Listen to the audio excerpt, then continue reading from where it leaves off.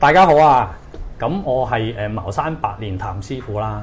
咁我今日咧就嚟咗我師傅屋企啦，阿文師傅屋企咧就想採訪下佢，因為之前咧喺 YouTube 咧我都有被採訪有幾條片啦，個反應都幾好。咁啊，依家咧就想自己做一個 channel 啦，去講翻一啲自己想講嘅嘢，就當下我朋友圈咁樣發咯，係咪啊？好，文師傅，今日就辛苦你啦，俾我採訪。唔緊要，唔緊要。係師傅，你可唔可以介紹下自己先啊？等大家認識下你。我本身係白蓮教嘅，係。我哋係我本身我12歲唔夠已經入咗門㗎啦。係。當時就係跟阿黎叔學啦。係。咁嗰陣時冇噶，即係俾條符你食，食咗就練啦。咁啊，一練就練咗2年幾咯。係。到依家入門幾多年到啊，師傅？92、02、02、12、22、92咁啊，1972年啊，72、82、92、02、12、22，咦？成50幾60年噶咯喎。係啊，50幾年噶啦。咁即係香港之至以前神功界啦，所有嘢其實你親身經歷住嘅喎。有好多係自己親身經歷過嘅，係有啲係聽翻嚟嘅，係即係都係啲江湖傳聞啦嗰時。係冇錯冇錯。係咁其實我諗相信好多粉絲啦都想了解下啦，因為其實即係我唔知點解喎喺香港好似神功界啦，特別係我哋白蓮啦，跟住到阿曾憲真師公傳下就變咗白蓮真心啦。唔係兩樣嘢嚟嘅。係。我哋本身以前好多人唔知，佢就話以前最早期70年代嗰陣時係曾憲真師傅授徒，教授7日教神功。咁啊點解要教7日咧？7日教係教你7日嘅。哦，即係7日就學成㗎啦。係啊，就算啦，冇啦，冇其他嘢㗎啦。咁主要係學咩啊？保命護身。保命護身咯，驅邪鎮殺都係後期噶啦。哦 ，OK， 即係7日之內可以教到佢保平安就得噶啦。係啊，教你保平安咋。哦，你知以前70年代嗰個社會動盪啲啦，太多呢啲咁嘅類似嘅人物啦。係嚇，啲鬥爭嗰啲啦。冇錯，係啊，唔可以講太多啊。係啦。咁但係嗰個年代其實都好多人學過咯，即係特別70年代好多㗎。以前啊，曾憲真師傅，我哋上館嗰時候，一班上嚟，一班走，一班上嚟，一班走，由朝到晚㗎。係。咁但係嗱，有啲歷史上嘅嘢咧，我啊想問一問師傅你啦，跟住公開俾大家聽啦。好。其實因為我哋師公係黃禮師公啊嘛，係冇錯。咁啊，黃禮師公同曾憲真師傅佢哋個關係係師兄弟係咪？係。咁佢哋係同時跟阿嚴老師公學。係冇錯。係啦，咁可唔可以介紹下嚴老師公？因為其實香港而家咧，神功界好多朋友咧，其實佢哋係未聽過嚴老師公個名啦，亦都未聽過黃禮師公個名。係，唔係早期咧，以前講60年代。係。嗰陣時候咧，佢同阿曾憲真師傅一齊教嘅。哦，即係同一個館嘅。係教弟子嘅。哦，當時係嘅。係一齊教弟子咯。咁好多弟子都係拜阿曾憲真師傅作為師噶嘛。係，但係教嗰個係禮叔啊嘛。哦，係啦。即係我聽你講過譬如好似阿梁業琪師傅嗰啲，其實都係跟阿黃禮師公學。係最貓期啊嘛。係即係。不講呢啲名啊。都好，都係佢哋都好出名嘅，佢哋好多徒子徒孫嘅。咁其實都係自己人嚟嘅。係冇錯。係即係你都嗌阿梁業琪師傅係師兄咁樣。係。係。咁但係佢哋係幾時開始就分開咧？即係冇咗一齊教咧？19應該係70、71年嗰時候啦。哦，咁好耐之前。係冇錯，嗰陣時啊，因為有個問題。哦。就因為當時咧啲神功師傅咧就好多嘅。係。即係各門各派。講唔講得個名啊？唔係你話俾我聽係自己人定係其他門派先？其他門派。哦，咁你講啦。黎錫咯。哦，係，哦，有聽過呢個名。黎錫咯。係。嗰陣時咧就阿黎錫咧呢條友咧就，唉，即係九唔搭八啦。咁啊，佢嗰陣時就走上去曾憲珍師傅喺館度嘅，派卡片嘅。係，我聽你講過。係，冇錯。咁啊，後尾就有個師兄未死嘅，應該未死嘅。我幾十年冇見過佢啦。咁但係人哋當佢未死啦，就唔好講人哋個名啦。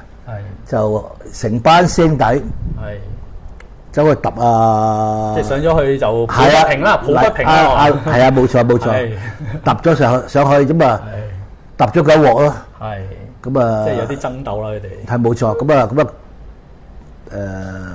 當時係好多人喺度嘅。我唔喺度但係我唔喺度，我太細啦。係即係你冇喺現場睇住嘅。冇。哦，咁我成粒色咁噶嘛。咁上去俾人打咩？咁嗰陣時候咧，就有個師兄，我哋叫唔好講人哋個名啦，唔講人哋個名啦嚇。又點知佢可能佢未死噶嘛？咁啊，上去揼咗佢一鑊。咁啊，即係我聽翻嚟聽個師兄講咧，彈都反咗佢。你唔係因為嗱，我補充少少啊，因為我之前聽師傅講過咧，就係呢個人咧，其實就上阿曾憲珍師傅個館嗰度咧派卡片咧，好似畫徒弟咁樣啊。係冇錯。係啦，即係話跟我學嘢啊之類咁樣。咁大忌嚟噶嘛。係啦，咁所以佢哋就後尾就有啲咁嘅爭鬥啦，咁啊上咗去人哋嗰度就即係搗亂啦，可以咁講啦。就顯示你做乜嚟我哋度搞事咁樣啦，咁啊抱不平啦，係啦。咁其實嗰時就因為呢件事，所以阿黃禮師公同曾憲師公就分開啊。冇錯，當時就因為當時70年代嘅早期啊，嗰陣時候咁啊，要平息嗰個紛爭啦。即係兩邊嘈嚟嘈去咁樣。咁啊，曾憲珍師傅咁啊，同阿黎叔傾咁啊，咪咁你走啦。咁樣咯。咁啊，大家分開咗。就冇話老死不相往來嘅，過後都有聯絡嘅，不過就係隔咗好多年後啊。但係師傅嗱，到咗呢度我有個點我唔明啦，阿黎錫師傅同曾憲珍師傅啲問題點解關黃禮師公事咧？識得噶嘛，全部都。咁曾憲珍師公同黃禮師公分開唔關一個外人事啊？係，咁但係大家叫做老友啩。識啩？即係其實即係如果按你咁講，即係阿黃禮師公就即係叫做幫阿黎錫就即係做架梁啦，去評呢件事啦咁樣。係。咁嗰陣時，某啲師兄咧，佢哋都喺度嘅。咁唔講人哋啦，係咪先啊？有啲就唔喺度啦，有啲仍然喺度啦，咁樣嘅。咁跟住就分開咗教啦，就分開咗個館口啦。咁嗰陣時就講咗金盆洗手嘅。即係黃禮師公嗰時就金盆洗手。咁但係當時咧，阿禮叔咧就搬走咗，就去咗呢個山東街。嗰個咩啊？以前叫做麗思餐廳嘅樓上。嗰度再自己再教咯。咁跟住就都教到幾時咧？阿黃禮師公係幾時收山，跟住唔教咧？1978、79年啦。都7幾年就冇。係啦，佢冇教佢哋嗰邊。係。即係冇教嗰邊，就繼續教你哋呢邊。係冇錯。咁到最後嗰段路，阿禮叔就係教我咯。係。咁嗰陣時我蠢啊嘛，我冇嘢問噶嘛，我都冇嘢問嘅。咁你教我咪學咯，咁樣。我都係咁。就嗰陣時學最多啊。咁啊，跟住禮叔咪就通山走咯。教你睇風水啊嘛。係啊，冇錯，係通山走咯。係。咁啊，去到邊度咁啊，講到邊度。係。咁其實就好亂嘅。